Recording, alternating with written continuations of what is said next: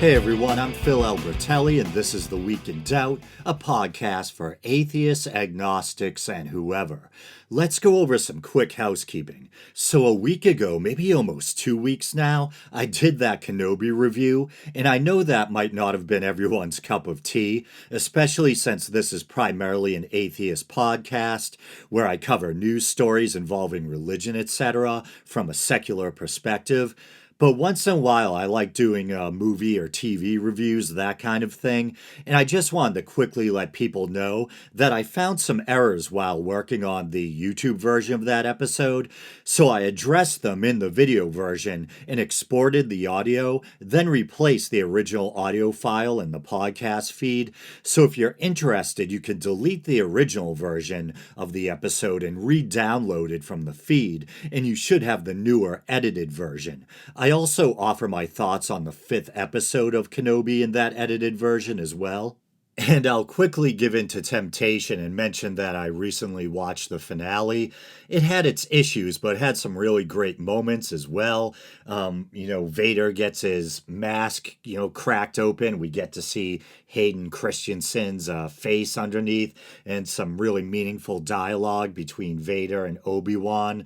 That scene was absolutely great. Anyway, I'll prevent myself from fully nerding out and going off on a tangent. Okay, and then I had a couple of minor corrections or clarifications regarding the Walpurgis Night episode. This is just a little thing, hopefully, but I said Sankt Walpurgis Nacht, when in German I believe the S should be pronounced as a Z, so Sankt Walpurgis Nacht. I'm probably still butchering it, but hopefully that's somewhat closer. Then, and this gets a little tricky, it may have sounded like I was suggesting that Bald Mountain is kind of a mythical region or location in Slavic folklore, which it is, but Lisa Hora, and no, I didn't just call Lisa a whore, which means... That's awful. Which means barren, bald, or featureless mountain, is a real location in Ukraine, and it's thought to be at least one of several candidates. There's other mountains in Eastern Europe as well that could have been the inspiration for the Bald Mountain of legend. Oh, and then a while back I'd issued a correction because in passing I characterized Thomas Paine as being an atheist when technically he was a deist. Well, I re-released that special I did a long time ago entitled The Founding Fathers on Religion in their own words, and in his own words, Thomas Paine clearly refers to himself as a deist. Kind of scary that I forgot that after all that researching and putting the episode together. But such is the nature of human memory, I guess, or at least my memory. In fairness, he was hypercritical of religion, including or especially Christianity, and was often accused of being an atheist, so that could have colored my perception. Okay, and so next I might give a quick medical update. I think it may have been almost 3 months ago now, I'm not sure. But you may remember, if you're a regular listener, that I mentioned switching medications and experiencing what I thought was serotonin syndrome or some kind of drug interaction. My doctors seem to think the same to some degree. Out of the blue, I was seized by this brutal anxiety, and it wasn't like the social anxiety I used to wrestle with when I was younger, and probably still do, a bit, to be honest. It was more like this full body, really physical, acute state of agitation, where I was constantly pacing like a caged animal, couldn't get to sleep without medication, and couldn't even stand the sound of television. It felt like I was constantly crawling out of my own skin. Definitely not a good situation. And because I had never experienced anything like that before, and because it started right when I was attempting to switch antidepressants, I assumed it must have been a drug interaction. But in retrospect, it seems unlikely that it was serotonin syndrome or anything like that. It seems more the case that probably, switching medications just left an opening for the worst anxiety and depression I have ever experienced in my life. And it was humbling or eye-opening in a way. Longtime listeners will know that I've spoken ad nauseum over the years about my chronic migraines and the medications I take for them. And I've always been honest, or at least I've tried to be honest, about my history with depression and anxiety too. But I think I've always tended to underestimate or downplay the severity of those mood disorders in my own case. As I just mentioned, I used to, and maybe still do to some degree, once again, wrestle with some moderate social anxiety. And I've also long wrestled with a certain degree of depression that I would probably also characterize as moderate. Low dysphoric moods, nagging negative thoughts, but nothing in my, layman's opinion approaching serious clinical depression. But that anxiety or agitation, that acute anxiety or agitation I was experiencing recently, mixed in with it or hidden under it, was the blackest depression I've ever experienced or faced in my life. And it eventually came to the surface, and I experienced some of the, major textbook symptoms of clinical depression, this dark, all-consuming feeling of hopelessness or despair, existential dread, loss of interest in pretty much everything, loss of appetite. And I know this is probably getting pretty depressing, no pun intended, but between the extreme anxiety and this deep depression, it was a horrific state to be in. But the good news is I'm up to 20 milligrams of Lexapro, and it's helped immensely. I briefly tried Lexapro a year or so ago, but didn't stay on it, for long. Because at the time, my main concern was my headaches, and it didn't seem to do much for them. For the most part, my main reason for taking antidepressants has been to treat my chronic headaches.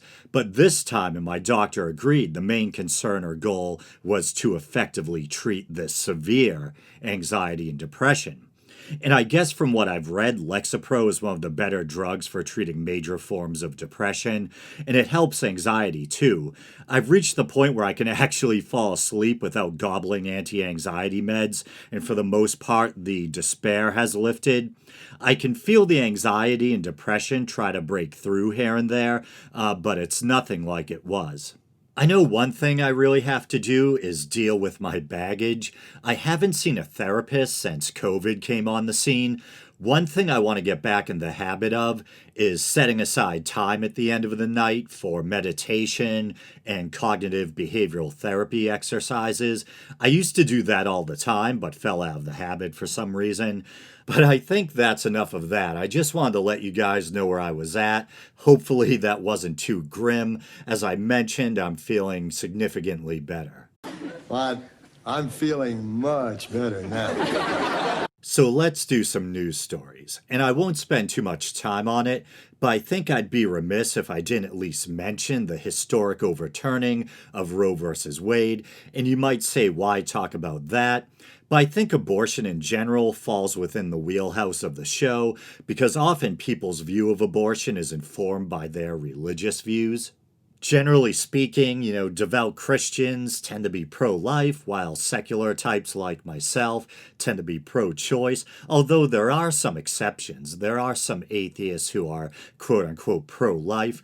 I put pro-life in quotation marks because it seems to suggest that people on the other side are pro-death, when for me at least, I think pro-choice is an apt, description of my worldview. My own view on abortion is pretty complex or nuanced. I believe factually that abortion is the termination of a developing life, so in that sense it's inherently negative, and thusly I think the fewer abortions the better.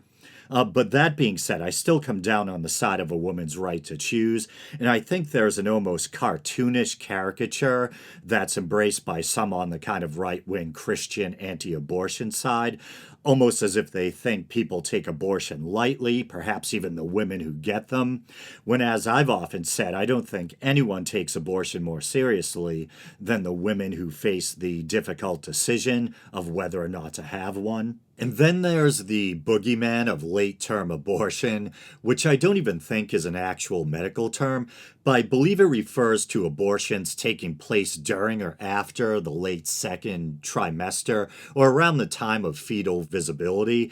And those only make up about 1% of abortions, as I understand it, and are usually done for medical reasons like concern for the life of the mother or because something's catastrophically wrong with the fetus. And it's also interesting to note that the great majority of abortions, 90 something percent, take place at or before 13 weeks. And here's an excerpt from a Washington Post article. According to the Centers for Disease Control and Prevention, about 1.3 of abortions were performed at or greater than 21 weeks of gestation in 2015.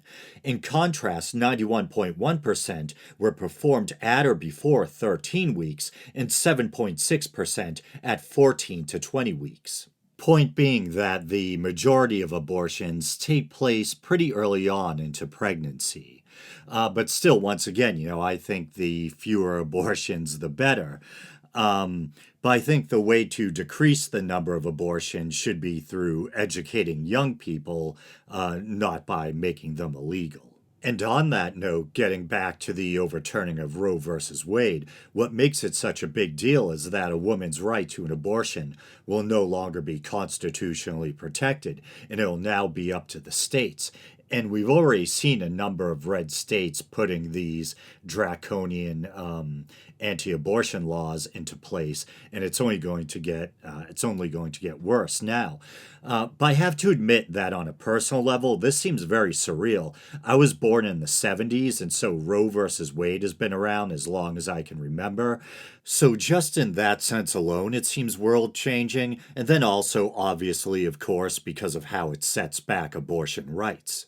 But I believe I said I wasn't going to spend too much time on that story, so let's move on. And those were just my kind of very basic, rough layman's thoughts on the whole thing. And so next, I was recently watching a Cult of Dusty live stream, maybe almost a week ago now, and he covered a pretty wild story that I wasn't really seeing being covered anywhere else, with the exception of the Humanist Report, who I saw just uploaded a video about it a little bit ago. So some of you might be familiar with Jesse Lee Peterson. The Drunken Peasants used to play clips of him on their show all the time. He's this African-American far-right pastor / conservative talk or radio show host. And I know a white guy calling a black man an Uncle Tom might not sit well with some, but the guy's an Uncle Tom. If he isn't, I don't know who is. He's constantly criticizing black people while praising the white man, and definitely not the sharpest knife in the draw, a bit of an absurd character, but he constantly spews far-right talking points, which has earned or garnered him some favorable attention from some on the far right.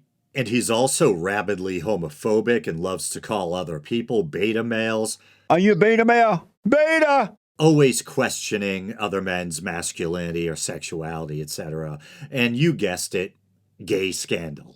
There's a far-right Christian group called the Church Militant, and I guess they had an issue, if I understand correctly, with some of Jesse Lee Peterson's religious beliefs.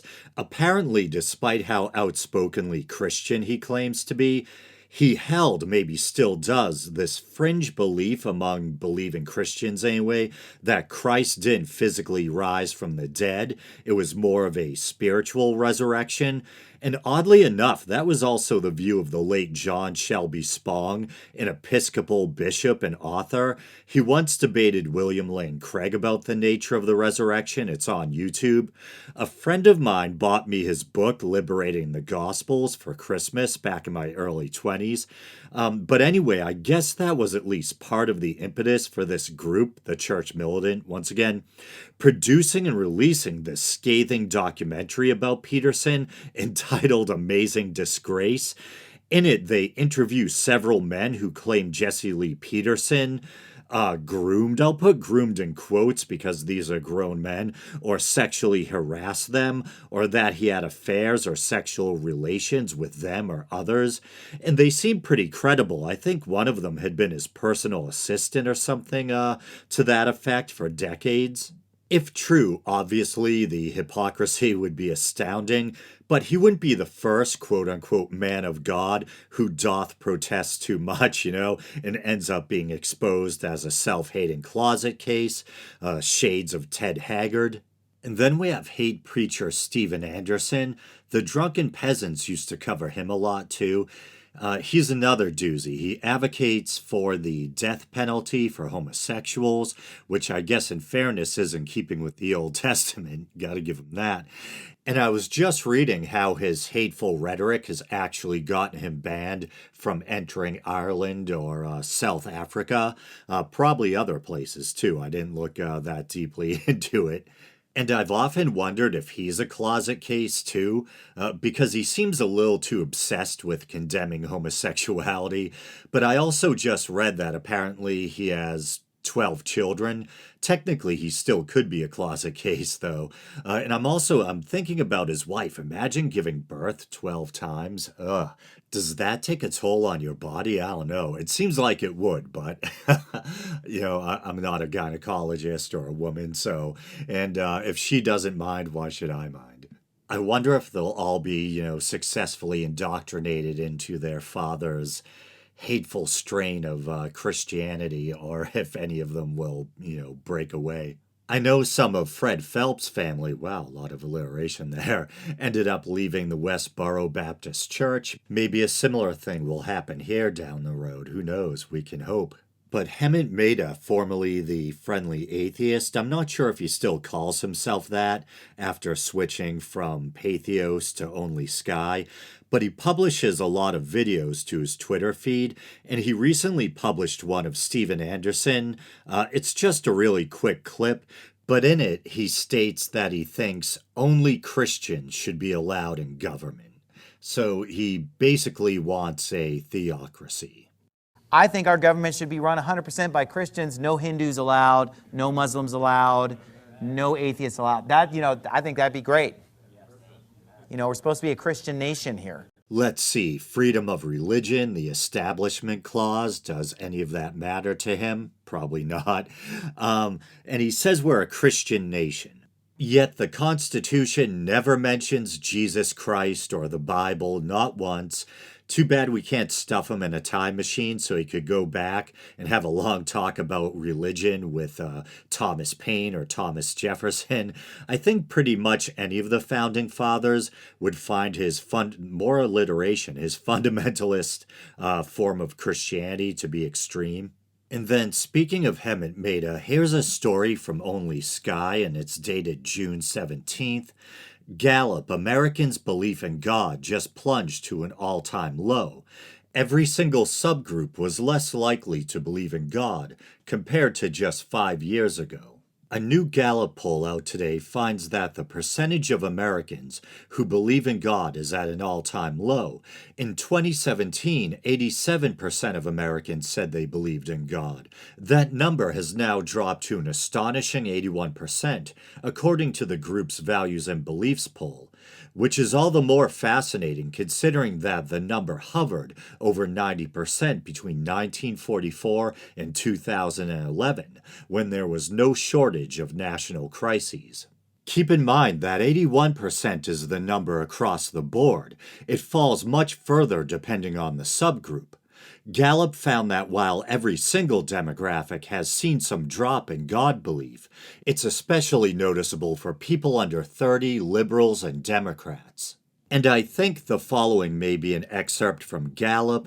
Most other key subgroups have experienced at least a modest decline, although conservatives and married adults have had essentially no change. And this next part kind of goes to what Hemant was just saying, kind of elaborates on that. The groups with the largest declines are also the groups that are currently least likely to believe in God, including liberals, 62%, young adults, 68%, and Democrats, 72%. Belief in God is highest among political conservatives, 94%, and Republicans, 92%, reflecting that religiosity is a major determinant of political divisions in the U.S. I could have told you that last part. Anyway, and so I think now it returns back to Hemant Mehta's commentary. These numbers reflect a trend we've been seeing for years. Fewer than half of all Americans now say they're members of a church, synagogue, or mosque. Only about a third of Americans, 36%, say they have a quote-unquote great deal or quote-unquote quite a lot of confidence in organized religion. Meanwhile, a majority of Americans now say they harbor at least some doubt in God's existence. But polls like this are always popping up every now and again, and I think it's fun or interesting just to check out the latest numbers and statistics and see what can be inferred. And here Hemant offers his own thoughts on what could be behind the decline, and so I'll read that now. What's the explanation for the more recent decline, though? Gallup doesn't get into that kind of analysis. But keep in mind that drop is far more significant for organized religion than the concept of God itself. People may be less likely to believe in a higher power today, sure, but a lot of those people just don't have any desire to belong to a religious institution. And why would they? Between evangelical churches turning into arms of the Republican Party, sex abuse scandals in Southern Baptist congregations and Catholic churches, the pandemic pushing us away from large gatherings, and religious groups eager to ignore the science and put members at risk, you'd have to be pretty damn devoted to your particular club to continue attending services week after week. It's much easier to connect with God on your own, and I think that would be like the so-called nones, N-O-N-E-S, people who believe in some vague higher power or hold some kind of spiritual beliefs but don't go in for organized religion, etc. And he continues, if that's your thing, and easier still to ditch the concept entirely. I don't know. I think leaving behind the concept of God or trying to after being indoctrinated can be a lot easier said than done. It's something, we all have to, whether or not there's a God, that's one of those big questions we all have to wrestle with personally for ourselves. And once again, he continues, given that young people are quitting God faster than most, and that it's a lot easier to leave a religion when you know people have already taken that step, this trend won't stop anytime soon. I suspect the percentage will get lower and lower until it eventually smooths out. It's not taking a temporary dip, only the climb back up in the future. And he's probably right. If that's the way the trend is going, especially with younger people, then we're probably going to see things keep heading in that direction for some time. I hope so. I have no problem with people being religious. It's the fundamentalism and the rampant superstition that bothers me. But personally, selfishly, I would like to see a world where there's more secularism and there's more of the so-called nones.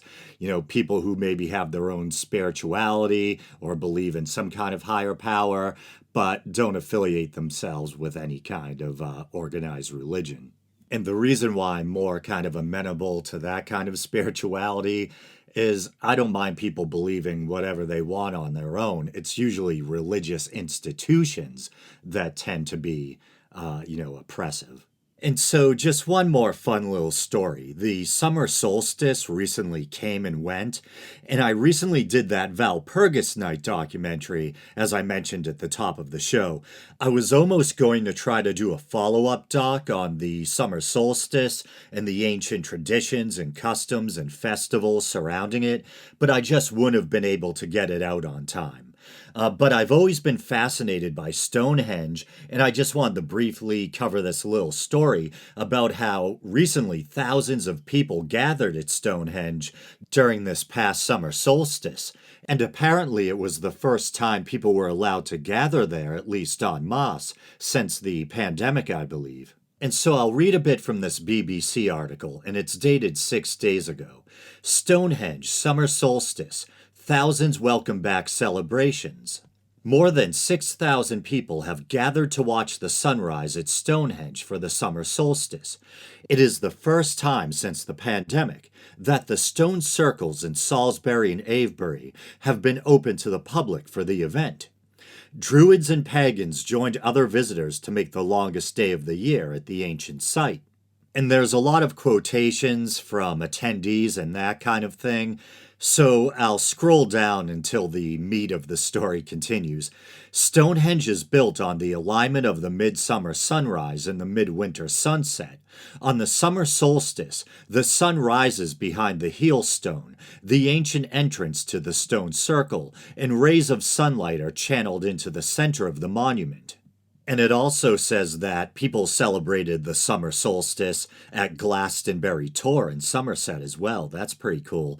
So, I don't believe in the supernatural or anything, but I love ancient mysteries. I love things like Stonehenge. I have a soft spot for the pagans, for paganism. So I just wanted to cover that little story. I thought it was pretty cool. All right, and with that, I'm going to call this episode a wrap. As always, thank you everyone for listening. You guys know the drill. You can like the Facebook page. You can follow the show on Twitter, even though I'm not on there much. You can check out the YouTube channel. Maybe you're doing that now.